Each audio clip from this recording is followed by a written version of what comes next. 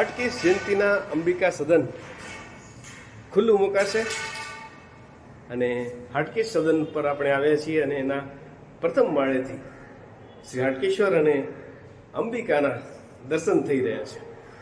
સાથે સાથે ભુજના હૃદય સમા હમીરસરનો ખૂબ સુંદર નજારો.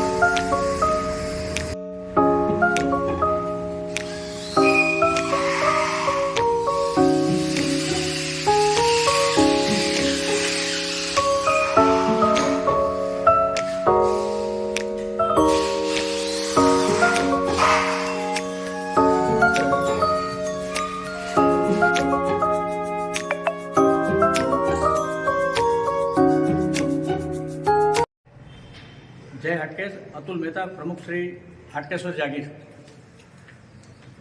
કાલે ચૈત્ર સુદ 14 એટલે કે નાગર જ્ઞાતિના ઈષ્ટદેવ હાટકેશ્વરનો પ્રાગટ્ય દિવસ.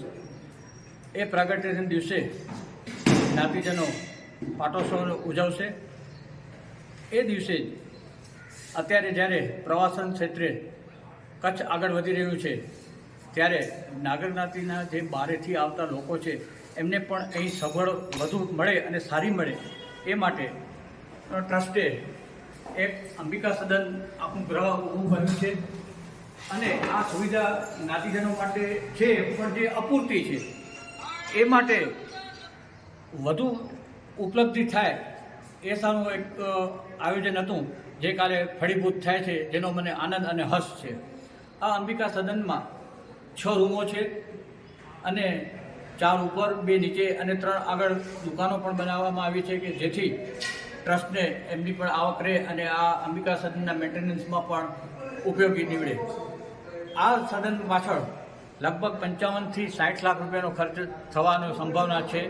ત્યારે જ્ઞાતિજનોના એમના જે વડીલો છે એમના સ્મરણાર્થે સારી એવી રકમ આ ટ્રસ્ટને મળી છે. લગભગ 30 થી 35 લાખ રૂપિયા સમાજને જ્ઞાતિજનોએ પોતાના વડીલોની સ્મૃતિમાં ડોનેશન આપેલ છે, જે બદલ હું જ્ઞાતિજનો પણ ખૂબ ખૂબ આભાર માનું છું કે ભાઈ આ ભગીરથ જે મોટું કાર્ય છે એની અંદર આપણે ફૂલની પાંખડી કહીએ છીએ પણ ખરેખર અમને આ ફૂલ જ જ્ઞાતિજન તરફથી મળ્યું છે. તો જ્ઞાતિજનોનો પણ ખૂબ ખૂબ આભાર. જય હાટકેશ. અસ્તુ. Thank you sir, thank you so much.